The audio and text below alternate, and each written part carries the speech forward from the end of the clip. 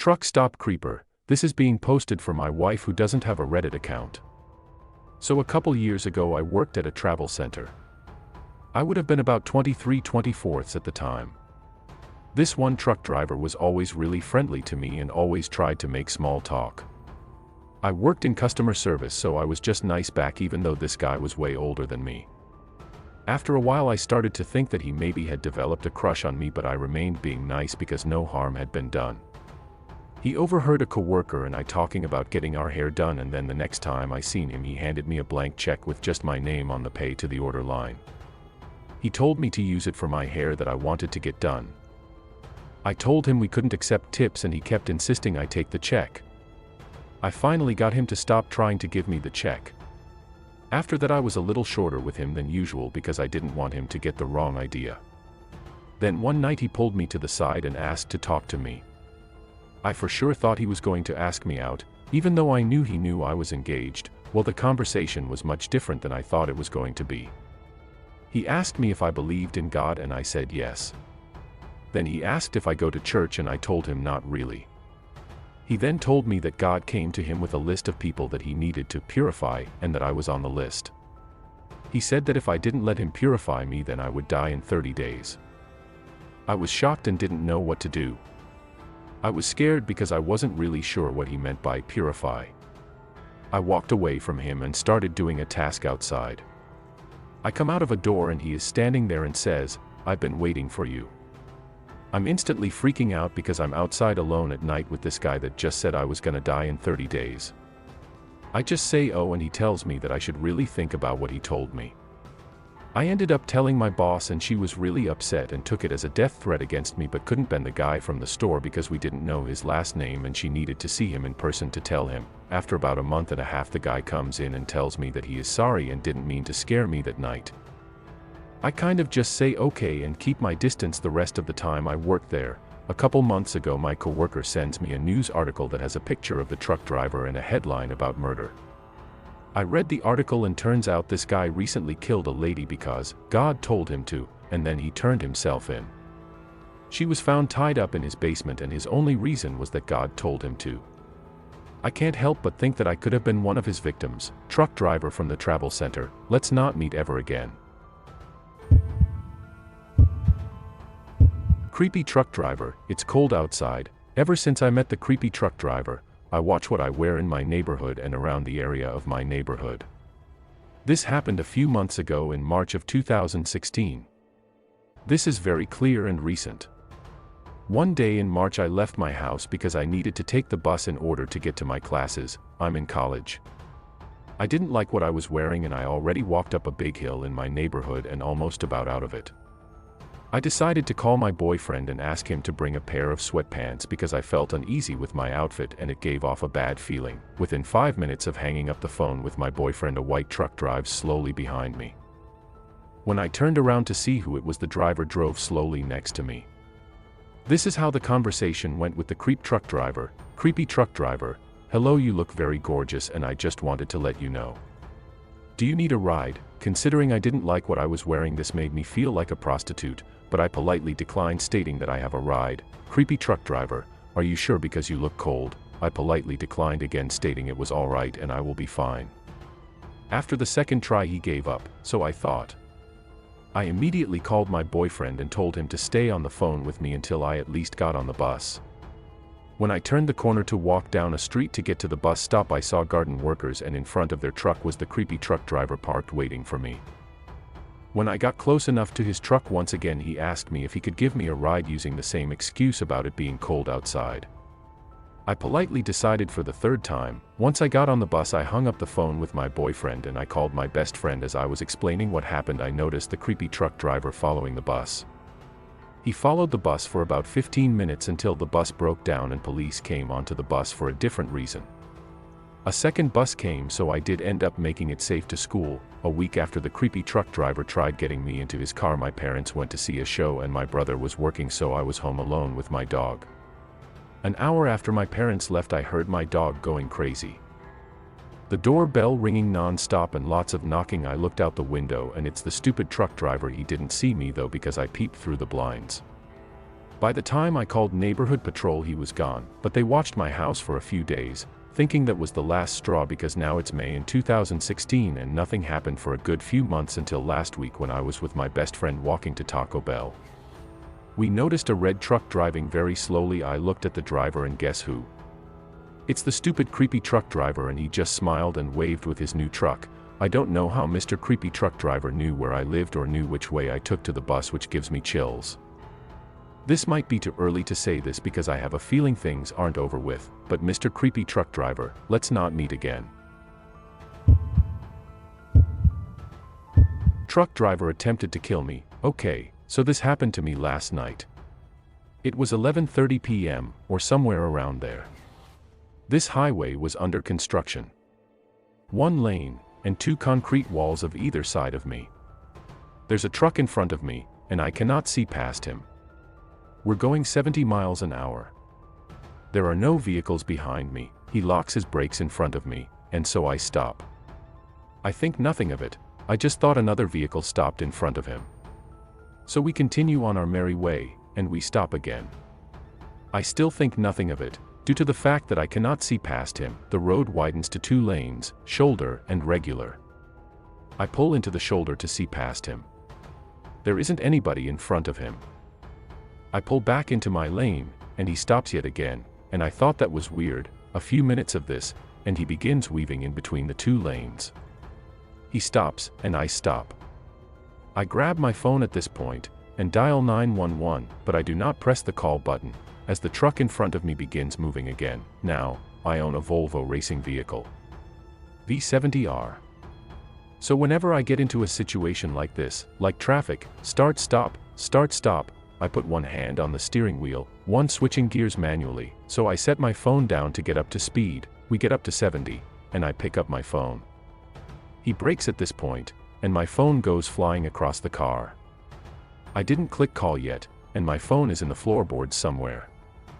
He starts again. I start again. He stops again after a few seconds, and he starts yet again, getting up to about 50 before he stopped again. At this point, I think that if there is a car behind me, and if they rear-end me, I go underneath this truck in front of me. That scares me quite a bit. Now, I understand that you are wondering why I didn't pass him. I attempted it multiple times while stopped, and he immediately picked up speed and crossed into the lane I was attempting to pass him in. He starts yet again, and I start yet again. We get up to 70. I gain the courage to pass him, and I get halfway up his truck, about 3/4 of the trailer I pass, before he rapidly turns to the right. Not slowly and gradually, but quite fast. So I slam on my brakes, and I cannot slow any faster. If he hits me, I go into the concrete wall and go airborne, so I am trying to avoid that. I am about an inch away from taking out my left view mirror. I was that close to the wall, his back tires just barely miss me. They were a couple of inches away. Thank God I hadn't gone any faster, and thank God I didn't make it any closer to the cab, for if I did, I wouldn't have been able to type this up. I am quite sure that his goal was to kill me. I pass him about a minute later, for it splits into 3 lanes, so truck driver who was set on killing me last night, let's not meet. Creepiest truck driver ever. Being a young woman in a nearly exclusively male-dominated industry, I have plenty of stories about creepers I've encountered over the years. This particular story about this one particular creep is likely the worst yet. At the time I was working for a steel pipe processing plant as a receiver. Trucks with 40 feet long pipe would come in, and it was my job to offload them with a giant forklift. First though, I had to collect the BOL from the driver. BOL stands for Bill of Lading. It's a shipping document that has information about what's on the load, where it's going, where it's from, etc. So I would retrieve the BOL from the trucker and I would compare the sheet to the cargo and sign off on it. If everything checks out, I would see a lot of the same drivers on a regular basis. I got a lot of joking comments about how I looked too young to be driving a machine that size.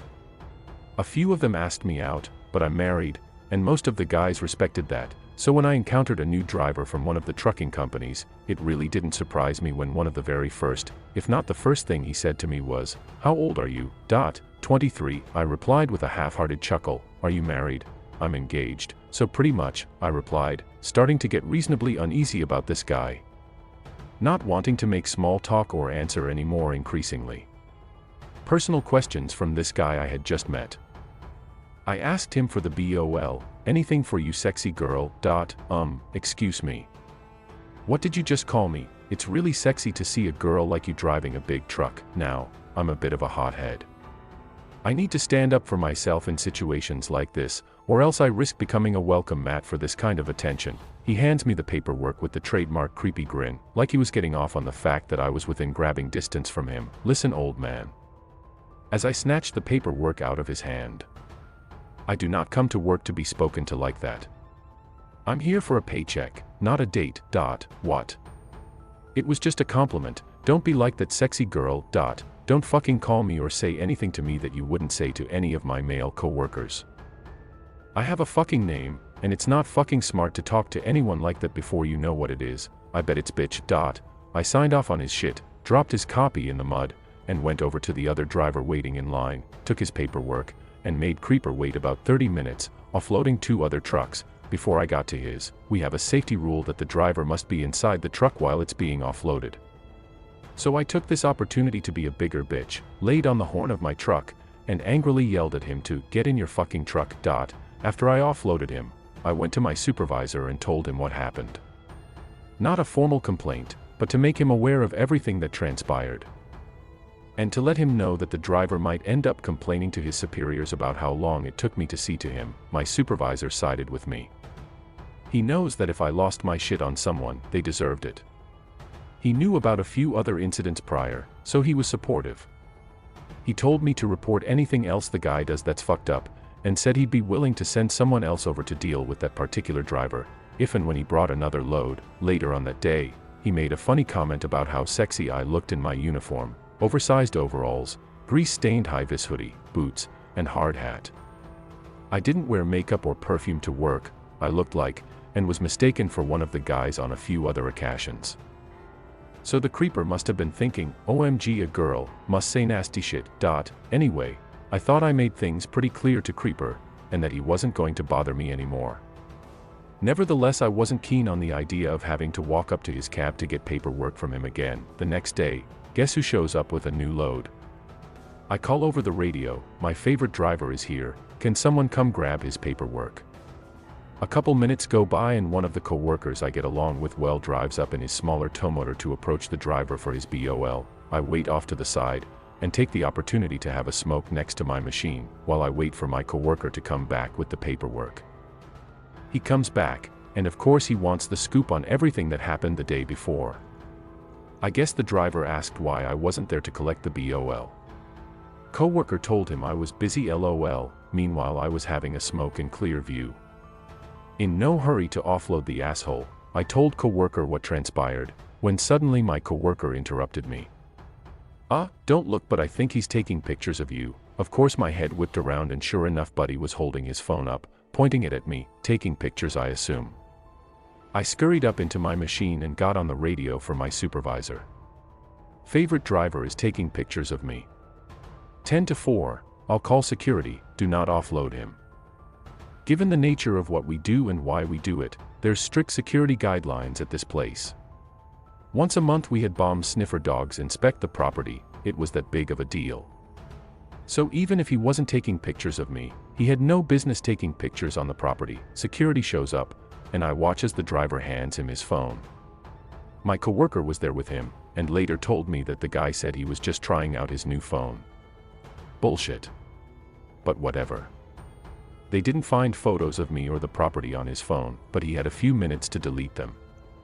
Either way, he was barred from the property, and my supervisor reported him and what had happened the day before to the driver's employer. I never saw him again. But the story doesn't end there. A few weeks later, another driver from the same company, nice guy that I had good rapport with, filled me in on my favorite driver. Your buddy got canned. Oh, that's too bad.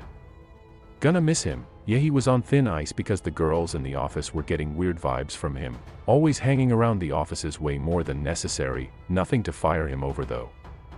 But his police check came in, turns out he has prior sexual assaults on his record. Oh lovely. So, wherever you are, creepy predator truck driver, let's not meet.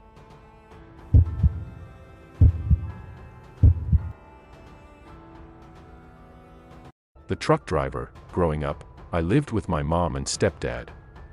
My real dad was in the Marines, so he was constantly away. I also had an older sister. My mom was a drunk and my stepdad was either working at his dead-end job or high off something. Sometimes he would hit her, but it was mostly just the two of them screaming their heads off at each other. When I was 10, my older sister committed suicide. She was 15. Everything got worse after that. I was alone all the time. Mom/stepdad would fight more and my mom would get hit more often. At the funeral, my cousin and aunt told me if I wanted to live with her I could.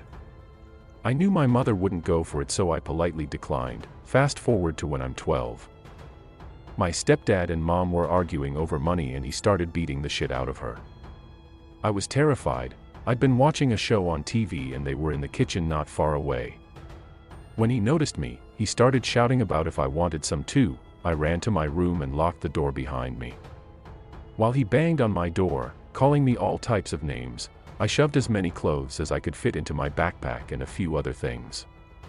Once my backpack was set, I put my savings, roughly $15 or so, in my pocket, opened my window and ran. It was the afternoon, bright and sunny, and the only meal I had that day was breakfast. Naturally, I'm starved. I had this idea in my head of escaping to my aunt's, who lived in the next city over, but I had no clue how to get there. I just knew I couldn't stay at home. I ended up at a diner and I sat at the bar, feeling grown up and trying not to look suspicious. There was barely anyone there and this friendly older lady was my waitress. She seemed amused at first that I was trying to look grown up and order my own food and such, but she saw my backpack and kind of put two and two together. She asked me where I was headed and I told her my aunt's city. She commented that was a far walk, but I assured her I'd manage. This guy had been sitting close to me and he announced he'd drive me. The waitress and I looked at each other. Then this guy. He was probably in his 30s. Tall, had a beard. He told me he needed to go 3 cities over and assured me I wouldn't be any trouble. Being stupid and 12, I agreed. The waitress was reluctant, but she told me to wait a second. While I waited, the guy said his name was John and I told him mine. When she came back, she had a slice of apple pie wrapped up and her number written on the box. She even let me keep my money and said it was on the house. I thanked her and then John and I left. He had a semi and he helped me sit on the passenger's seat before he came around and we were off. At first, we were silent except for the radio until he started asking me questions. When he questioned my age, I lied and said 15. 'Cause I thought I could pass for older, but his chuckle told me otherwise. I was wearing a little pink jacket with flowers on it, so that didn't help my older image any. He told me about his life on the road, how he had a wife but he didn't really love her, how lonely he was, just all this stuff, and I was trying to not look freaked out. He asked if I had a boyfriend and I said no, and he reached over and touched my leg, telling me that was too bad and one day I'd want one. I remember that the most vividly, how his large hand covered my thigh and how he started rubbing it just slightly. We drove in silence for a little while with him just rubbing my thigh area like that. I spotted a rest stop close enough to my destination and I begged him to pull over. He agreed, and when I grabbed my backpack he was quick to ask why I was taking it. I just lied and said I had my period. He only chuckled and asked what my favorite candy was, since he was gonna get stuff from the vending machine while I used the restroom. Once in the restroom I was freaking out, wondering how the heck I was going to get out of there. This old woman came in and saw me, obviously distressed, and when she asked me what was wrong I just started bawling. Once I told her what happened, she told me she'd drive me the rest of the way. Now, the good thing about these restrooms were that they had 2 exits. We went around back so he wouldn't see us, but we had to circle around to the front to get out. When we were circling I saw him, standing in front of the restrooms waiting for me. He even had candy in his hands. When he saw us he practically ran to his truck and I started crying again. I thought he was gonna follow us and do who knows what to us. He was behind us for a couple minutes but he ended up not following us, thankfully. When we got to my aunt's, the old woman told her what happened and I ended up giving her my apple pie. I know it was stupid, but I still look out for him when I pass by truckers no matter where I'm at. John. I hope we never meet again.